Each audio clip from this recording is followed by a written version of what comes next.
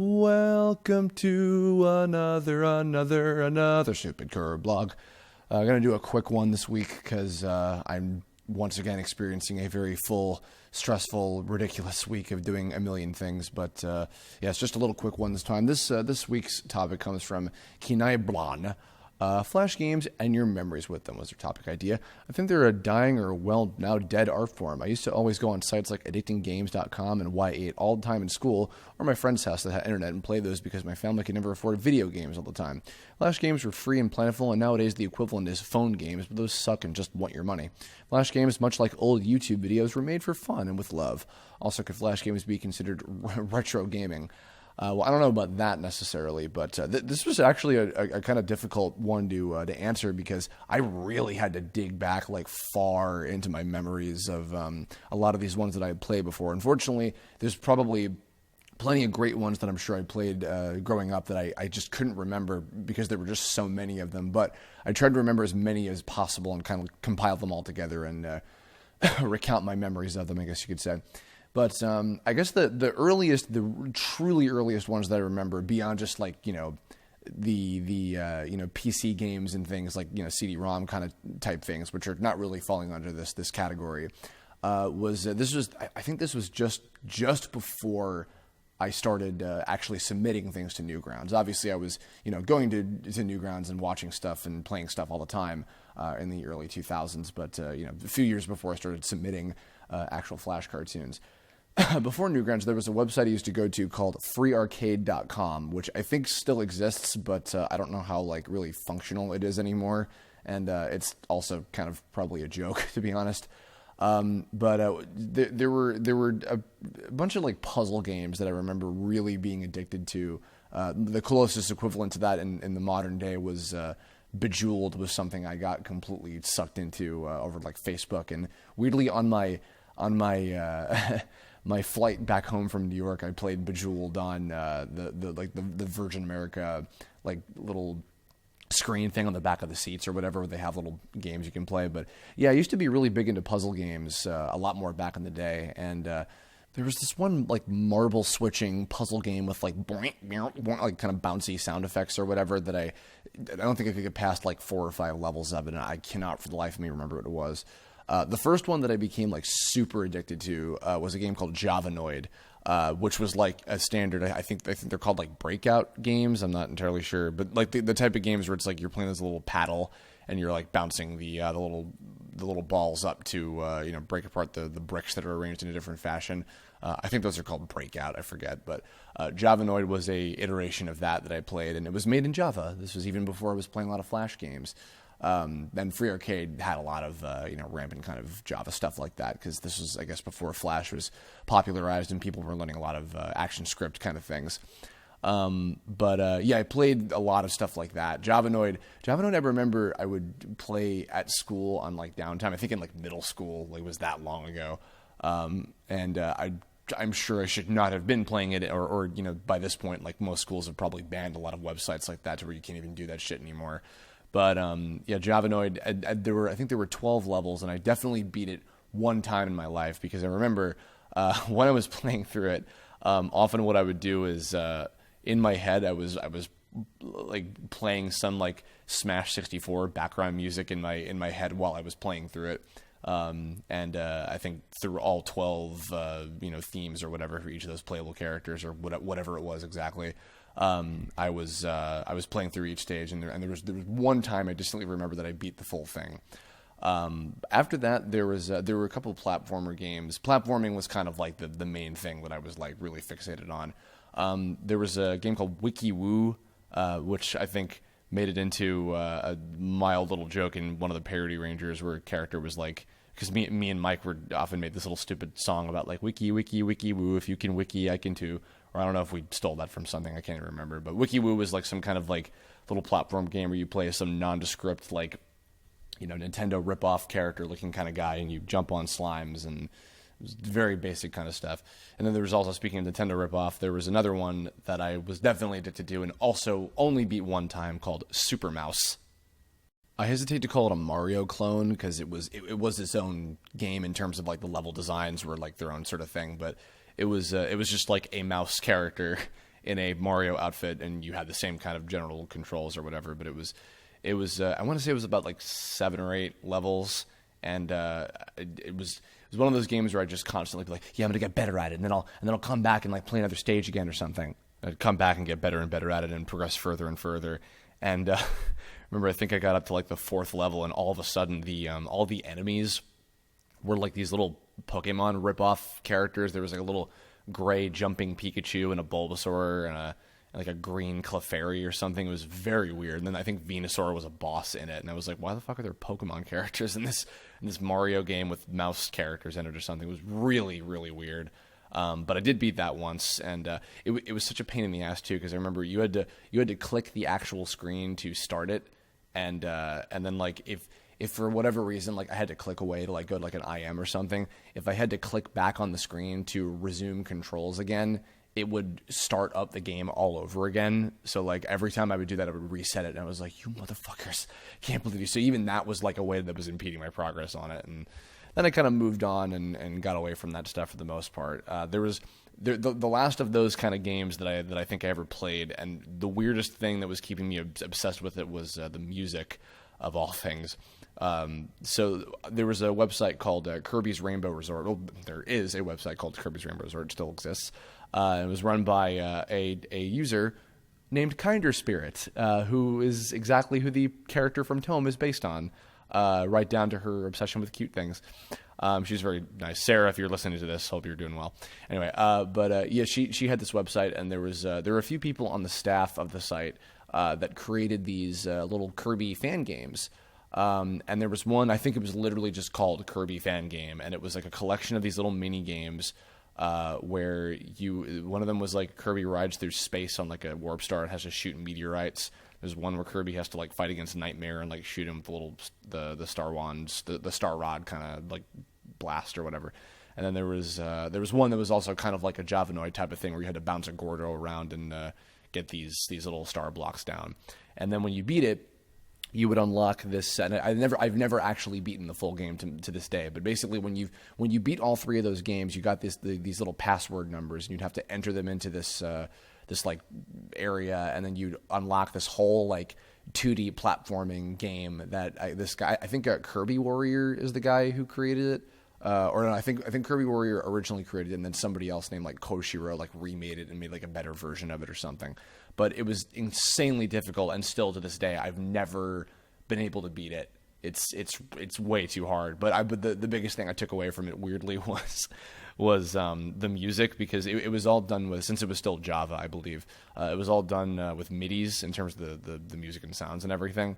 And there were all these like really obscure different tunes from like all these different games and things, that some of which I hadn't even played later. And it was funny because over the course of like maybe the next decade or even longer really after I'd played those, whenever I'd play other games and I'd recognize like, oh, that's this tune from Mega Man 8 is from that one part of the Kirby Fan Game, or oh, this tune from this obscure RPG or something is from the Kirby Fan Game. Like I'd slowly recognize what each of those tracks were from, like from when I would play all the different games that the MIDIs, were mixed from in the first place. So it's kind of funny. I think I even have like a personal playlist of like all the songs that I could remember from that. I think also for a little bit of trivia for the old TV Tome Adventures fans, I think that's where I heard the Let the Wind Tell Him theme. It was like Roll's theme from Rockman Battle and Chase, and that ended up becoming the ending theme to Season 2 of TTA back in the day. So I think it was kind of because of that Kirby Fan Game, funnily enough. Newgrounds, this is where I felt really bad, because unfortunately I can't remember like a whole lot of the games that I played, because for one thing there were so many, and I'm sure I played like a shit ton of them like very briefly and then like never came back to them.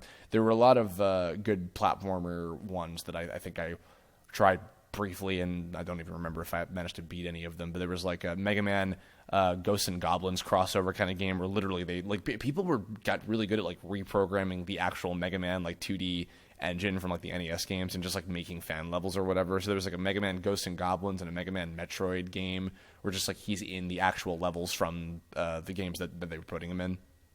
There's also one where you play as Fireman from Mega Man 1 called it was like Fireman Incoming Storm or something. I don't think I got very far in that one because I remember it being very hard.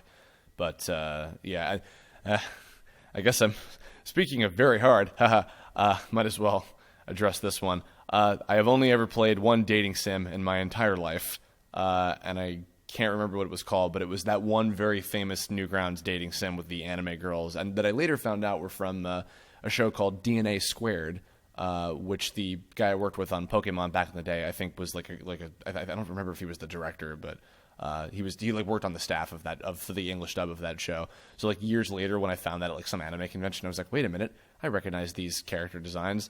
It's the same guy who did like Eyes, like I, S or whatever it is, and some other manga and stuff like that. I can't remember the name of the creator, but either way, yeah, it was that one famous like hentai girls dating sim game on Newgrounds that got like millions and millions of views. I did play that. I was a young teenager and didn't even understand what half that shit meant. I just was doing it, so don't crucify me.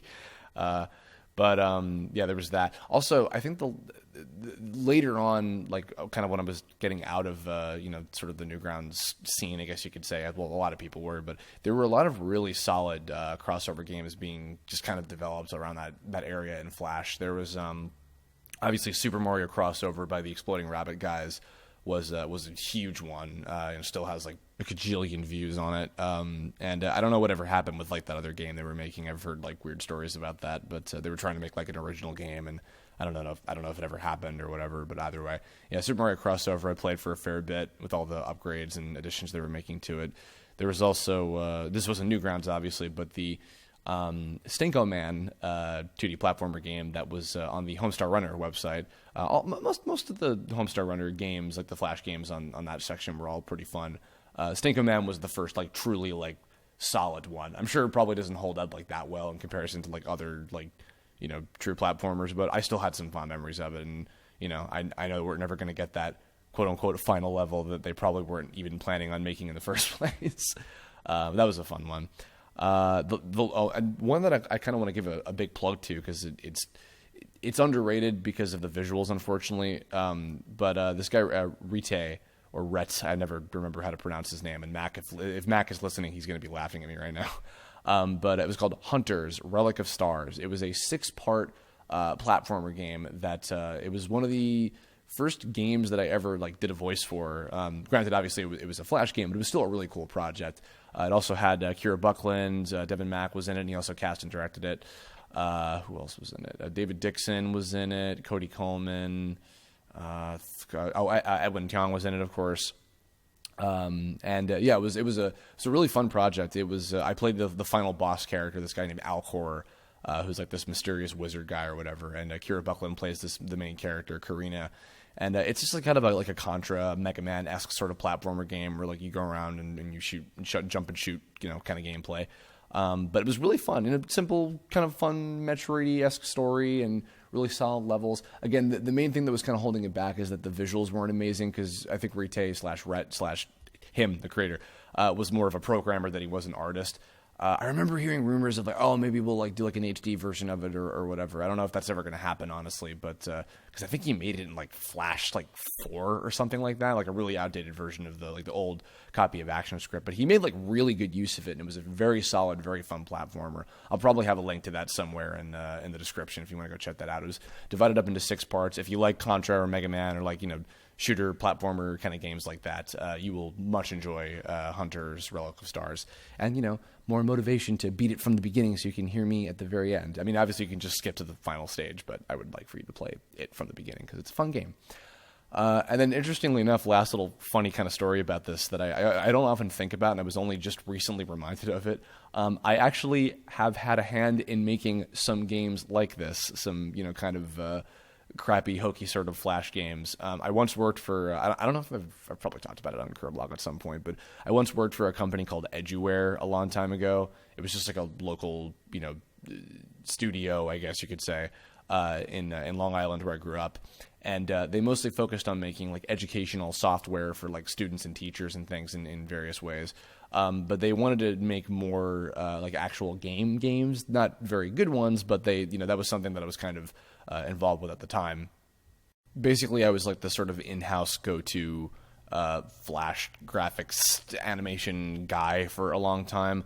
I did not have any programming ability, so a lot of that I wasn't, really able to do. But one of the last things that I did before I finally kind of jumped ship and was moving on to other stuff was I was just kind of making up a bunch of graphics and things using the Edu game characters for all these different little random mini games. I'll have a link to this too because you can actually play a bunch of them. There were 6 of them that I created and designed. There was the Home Run Champion where you have to hit a baseball or something with the talking baseball character or whatever. Beaver Bash, which, yes, I know, haha, shut up. It was a whack-a-mole style game, and you have to, rack up points or whatever. Purple Monkey Business, where you play as a purple monkey character and have to catch bananas and get a certain amount of points to move on. Tell Off the Telephone, which was just like a, Simon Says kind of game. Fishbone Frenzy, where you play as a fish and you shoot other weird-looking, crappy, gradient-drawn flash fish characters or whatever, and gain points. And then Fall of the Snowflake, which was just it was kind of like a top-down space shooter, but you were just flying around and avoiding other things falling down as a snowflake. Yeah, very basic, very shitty, stereotypical kind of whatever games that you would find on websites like that. But you can go play them if you want. There's also another one I worked on called the Math Motorway. I did 2 different versions of that, where I designed a bunch of cars and came up with stupid names for all of them, and etc. So yeah, a lot of stuff like that was all mixed in there. So it was a lot of fun. It's kind of, I guess, unfortunately, all I have to say. I apologize for not having more, I guess, sort of interesting stories about that time in my life. Kinaibhlan, who asked us questions. But unfortunately, yeah, I had a lot of difficulty remembering just other certain, probably very obvious ones. I will say probably the best people that I can think of off the top of my head who came from kind of that world of making those sort of games were the Super Flash brothers, Tom and Dim. Just because they've gone on to make such a, because they used to make little Newgrounds stuff like that back in the day, and now they make such awesome original, inventive, different kind of games with their own studio and everything. That I think that's worth really being proud of, because there's so few people that really. Oh, obviously, of course, I mean, there's the behemoth, but they're also kind of their own thing because they've gotten stuff on consoles and shit like that before as well, which is a big deal. And you know what? It's funny because I can't fault I fault the mobile games of the modern era, for all the payment shit. You have a fair point about how a lot of those Flash games back in the day didn't really survive off of the same kind of way that companies do now. And, I give credit to the folks who made stuff like Angry Birds or whatever, because they, made something cool to begin with, and, they made a fucking empire off it. They have a goddamn movie coming out now. But, a lot of it I just look at and I'm kind of it's not, that stuff isn't really for me. A lot of mobile cell phone game kind of thing. If I were to make my first attempt at a game, I would not want it to be a mobile game if I could help it, or at least not one of those kind of behind the paywall, pay-to-win bullshit kind of ones, because it's just it's not for me. I'm not into that. But anyway, I think that's going to do it. So in the comments below, first of all, before I have a little announcement to make, in the comments, let me know your memories of some games like this that you've played. Are there any particular better ones than the ones that I had mentioned that you want to link to? Share with the other people watching, and link to some other fun games that maybe you have that are not bootleggy or ripping off or whatever, no emulation or any of that shit. I'm talking purely original games from Newgrounds or different websites like that or whatever that you have some fond memories of, if you feel like sharing with everybody else. And if you have ideas for future Kirblog topics and the hit me up on Twitter, Tumblr, Facebook. You can leave a comment about that otherwise. Next weekend's, or rather this upcoming weekend, I should say, the Kirblog is going to be not happening because I will be busy that entire Saturday, that would be January 23rd, with helping out the good Mr. Johnny Ortiz of Some Call Me Johnny fame on the Supersonic sequel stream and Knuckles. A while back, I think in November, we did a stream where, rather Johnny did a stream, and I was just fortunate enough to be allowed to take part in it. Basically, it was a charity stream for the Extra Life organization, where they spent 24 solid hours playing through a whole bunch of different Sonic games, and a bunch of donation incentives were met on that full day. I came in and I drew a bunch of stuff for people in the chat and everything for people who donated, which I will also be doing for this stream coming up. For if you donate a certain amount, I'll draw you something. I'll have some more details about that probably when we get closer to the weekend, but I just wanted to announce that ahead of time. Yeah, we'll be playing through Sonic 2006 and Sonic Generations and some of the Sonic Game Gear games. I think Rise of Lyric as well, a few other things like that. So it's going to be fun and very silly and ridiculous, So yeah, look forward to that. Go to Some Call Me Johnny's YouTube channel if you're not already subscribed to him. Look out for that. We'll be starting, I think, at 11 o'clock Pacific time on Saturday morning, January 23rd. So look out for that. Hope you will tune in and donate and lend any support that you can. And that'll do it. So thanks everybody for listening. Hopefully I'll get back to doing some normal stuff again in the future for some regularly scheduled normal kind of Kirblogs as usual. But yeah, in the meantime, thanks for listening, and I'll catch you all later. Bye-bye.